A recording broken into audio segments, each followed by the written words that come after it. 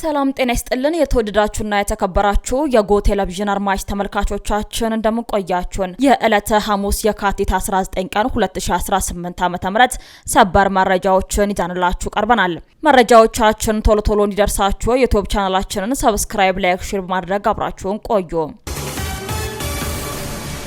የምስራቅ እዝ ኮር በምዕራብ ጎጃም ዞን እየተንቀሳቀሱ የህዝብን ሰላም ሲያደፈርሱና ጉዳት ሲያደርሱ እንዲሁም ሲዘርፉ የነበሩ ጽንፈኛ ቡድን ላይ እርምጃ መውሰዱ ተገልጿል። በምዕራብ ጎጃም የግዳጅ ቀጠና ህግ የማስከበር ተልዕኮን እየፈጸመ የሚገኘው የኮሩ ሰራዊት ባደረገው ስምሪት ጽንፈኛ ቡድን ላይ እርምጃ በመውሰዱ ታጣቂዎችን ከነ መሳሪያቸው መማረክ ችሏል። ከሁለት ዓመታት በላይ ከጽንፈኛው ጎራ ተሰልፎ ህዝቡን ሲበደል የነበረው አድኖ አብርሃም እንደተናገረው ጽንፈኛው ቡድን ከመንግስት ተቋማትና ከድርጅቶች ሀብት ከመዝረፍና ከማውደም ባሻገር ህብረተሰቡ ገንዘብ እንዲያዋጣ ያስገድድ እንደነበር ገልጿል። ህወሓት የመካከለኛ ርቀት ሚሳኤልና ሮኬቶችን ከኤርትራ እያስገባ መሆኑ መረጃዎች ይጠቁማሉ። ሀገርን ለማፍረስ ከግብጽና ከሻዕቢያ ጋር ዳግም የሰይጣን ጋብቻ የፈጸመው ህወሓት ከግብጽ የተላኩ የመካከለኛ ርቀት ሮኬቶችንና ሚሳኤሎችን በሻዕቢያ አማካኝነት ወደ ትግራይ እያስገባ መሆኑን ምንጮች አረጋግጠዋል። እንደ ምንጮቹ ገለጻ ሚሳኤልና ሮኬቶቹ በባድመና ሽራሮ በኩል ወደ ሽሬ ማዕከል በሌሊት ከእይታ ውጪ ሆነው እየገቡ መሆኑ ተገልጿል። ምንጮቹ አክለውም እንደጠቆሙት ለሚሳኤልና ሮኬቶቹ ጊዜያዊ መዳረሻና እንደ ቤዝ እንዲሆኑ ሁለት ቦታዎች የተመረጡ ሲሆን የተመረጡት ቦታዎችም በደደቤት መስመር ከሽሬ 18 ኪሎ ሜትር፣ ከሳር ጋባና በጠለምት መስመር ከሽሬ 40 ኪሎ ሜትር አዲ ገብሮ መሆናቸውንም ለማወቅ ተችሏል።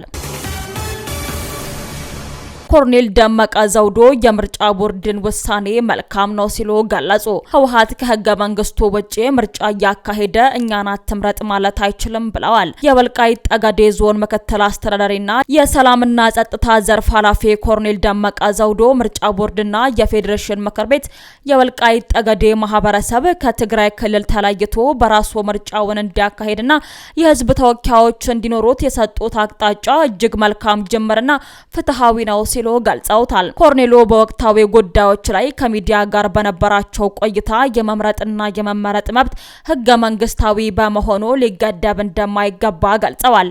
በዘንድሮ ምርጫ የወልቃይት ህዝብ ከትግራይ ክልል ነጻ ሆኖ መሳተፉን የመጀመሪያ ፍቺ ያሉት ኮሎኔሉ ዘላቂና ሙሉ ጥያቄያቸው ምላሽ የሚያገኘው ከምርጫ በኋላ በሚካሄደው የህዝብ ውሳኔ እንደሆነና ወሳኙ እርምጃም ወደ አማራ ክልል ምክር ቤት ሲንቀሳቀስ መሆኑን አብራርተዋል። የምርጫ ቦርድንና የፌዴሬሽን ምክር ቤትን መግለጫ ተከትሎ የትግራይ ልሂቃን የሚያሰሙትን ቅሬታ አጥብቀው ያነቀፉት ኮሎኔል ደመቀ ህወሓት ራሱ ከህገ መንግስት ውጪ ምርጫ እያካሄደ ሌላው ህጋዊ መብቱን ሲጠይቅ ህግ ተጣሰ ማለቱ ግብዝነት ነው ብለዋል። በተጨማሪም አካባቢውን ማን ያስተዳድረውና ምርጫው በማን ስር ይካሄድ በሚለው ጉዳይ ላይ የፕሪቶሪያው ስምምነት አካባቢውን አከራካሪ በማለት የፌዴራል መንግስት እንዲያስተዳድረው የህወሓት ተወካዮች በፊርማቸው ማረጋገጣቸውን አስታውሰዋል። የትግራይ ልሂቃን ስምምነቱን ሳይረዱ ወይም እያወቁ ህግ ተጣሰ ማለታቸው አግባብ እንዳልሆነ የገለጹት ኮሎኔሉ የፌዴራል ተቋማትን መቋማቸውን አውግዘዋል። መወገድ ያለበት ይወገር ሲሉ አቶ ጌታቸው ረዳ ተናገሩ። የጠቅላይ ሚኒስተር የምስራቅ አፍሪካ ጉዳዮች አማካሪ የሆኑት አቶ ጌታቸው ረዳ በአዲስ አበባ ከትግራይ ከተውጣጡ የፖለቲካ ሰዎች ጋር ጦርነት እንዳይነሳ በሚያስችሉ ጉዳዮች ላይ ለመምከር በተካሄደ ውይይት ላይ ባደረጉት ንግግር ታግለን ጦርነቱ እንዳይነሳ እናደርግ ሲሉ ተናግረዋል። አቶ ጌታቸው ግጭት ከመነሳቱ በፊት ማድረግ ያለብንን ነገር አስቀድመን እናድርግ፣ መስራት ያለብንን በሚስጥር እንስራ። አሁን ትግራይ ላይ ያለው ኃይል ለማንም የሚያስብና የሚጨነቅ አይደለም፣ ለታጋዮችም ሆነ ለህዝቡ አያስብም ብለዋል። ግጭት ከመነሳቱ በፊት ማድረግ ያለብንን ሁሉ እናድርግ። አንዴ ግጭት ከተነሳ ግን የፌዴራል መንግስቱን ቆመህ ተመልከት፣ ስራህን አትስራ ማለት አንችልም። ግጭት ከመነሳቱ በፊት ግን መወገድ ያለበት ኃይል ይወገር ሲሉ ተናግረዋል።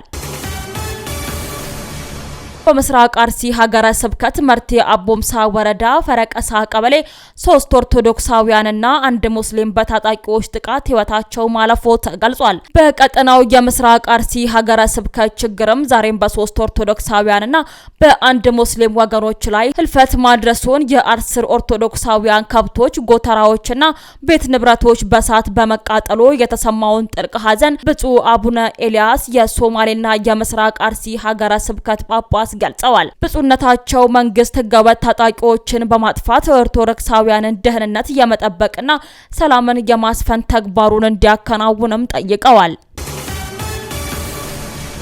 የጉምሩክ ኮሚሽን የውክልና አሰጣጥ መመሪያ ላይ ማሻሻያ አደረገ። የኢትዮጵያ ጉምሩክ ኮሚሽን ከጉምሩክ አስተላላፊዎችና ከአስመጪዎችና ላኪዎች ውክልና ጋር በተያያዘ ቀደም ሲል አስተላልፎት በነበረው መመሪያ ላይ አዲስ ማብራሪያና ማሻሻያ ማድረጉን አስታውቋል። ለመንግስትና ለዓለም አቀፍ ተቋማት የተሰጠው ልዩ ዕድል የመንግስት ባለበጀት መስሪያ ቤቶች፣ የልማት ድርጅቶች፣ ዲፕሎማቲክ ተልእኮችና ዓለም አቀፍ ድርጅቶች የስራ ኃላፊዎቻቸው በሰነዶቻቸው ማረጋገጫና ምዝገባ ኤጀንሲ ፌዴራልም ሆነ ክልል በአካል ቀርበው ውክልና የመስጠት ግዴታ አይኖርባቸውም ብለዋል። እነዚህ ተቋማት በሚሰጡት የውስጥ የውክልና ደብዳቤ ብቻ የጉምሩክ ስነ ስርዓት መፈጸም እንዲችሉም ተፈቅዶላቸዋል። ይህ የተደረገው የስራ ኃላፊዎች በአካል ለመገኘት ያለባቸውን የስራ ጫናና የውጭ ዜጎችን ሁኔታ ከግምት ውስጥ በማስገባት ነው ተብሏል። ለግል አስመጪና ላኪዎች የጸናው መመሪያ ከላይ ከተጠቀሱት ተቋማት ውጪ ያሉ ማናቸውም የግል አስመጪዎችና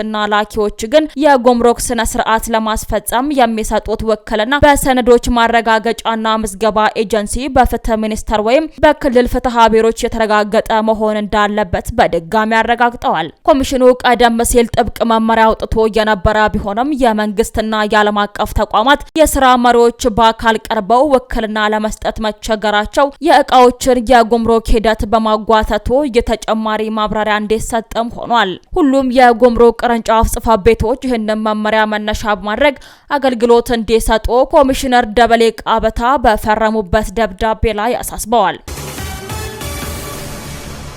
ስለ ፕላስቲክ ማሸጊያዎች አጠቃቀም አዲስ ማብራሪያ ተሰጥቷል። የኢትዮጵያ አካባቢ ጥበቃ ባለስልጣን በቅርቡ ባወጣው የደረቅ ቆሻሻ አያያዝና አወጋገድ አዋጅ ቁጥር 1383/2017 ላይ የተካተቱ የፕላስቲክ ማሸጊያዎችን ትርጓሜና አጠቃቀም በተመለከተ ዝርዝር ማብራሪያን ሰጥተዋል። ባለስልጣኑ እንዳሳወቀው በአዋጁ መሰረት የፕላስቲክ ማሸጊያ ማለት ማንኛውም ምርት ከብክለት ለመከላከል ወይም ከሌሎች ነገሮች ጋር እንዳይቀላቀል ለማድረግ በአምራች ጥቅም ላይ የሚውል ከፕላስቲክ የሚዘጋጅ መጠቅለያ ወይም መያዣ ነው። በአዲሱ አዋጅ መሰረት የሚከተሉት ምርቶች ለማሸግ የሚውሉ ፕላስቲኮች የተፈቀዱ መሆናቸውንም ባለስልጣኑ አረጋግጧል። የመጀመሪያው የምግብ ምርቶችን፣ የተለያዩ የታሸጉ ምግቦችን፣ በቤት ውስጥ የሚዘጋጁ የባልትና ምርቶች፣ የላውንደሪ አገልግሎቶች፣ ለጽዳት፣ ለልብስ ጥበት አገልግሎት የሚውሉ ማሸጊያዎችና ሌሎች የንግድ ምርቶች፣ በተለያዩ አምራቾች የሚወጡ የኢንዱስትሪ ውጤቶች። እነዚህ የተፈቀዱ የፕላስቲክ ማሸጊያዎች ጥቅም ላይ ከዋሉ በኋላ የሚኖራቸው አወጋገድ በአዋጁና አዋጁን ተከትለው በሚወጡ የማስፈጸሚያ ህጎች ጥብቅ ቁጥጥር እንደሚደረግባቸው ተገልጿል። ይህም በሀገሪቱ የሚታየውን የደረቅ ቆሻሻ ብክለትን በዘላቂነት ለመቅረፍ የታለመ መሆኑም ተጠቁሟል። ባለስልጣኑ በመጨረሻም ጽዱ ኢትዮጵያን ባህል እናድርግ በማለት መላው ህብረተሰቡ ለህጉ ተገዢ እንዲሆን ጥሪ አቅርቧል።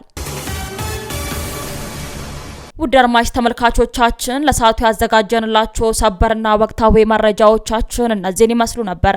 አብራችሁን ስለነበራችሁ ከልብ እናመሰግናለን። በያላችሁበት ሰላም ቆዩን።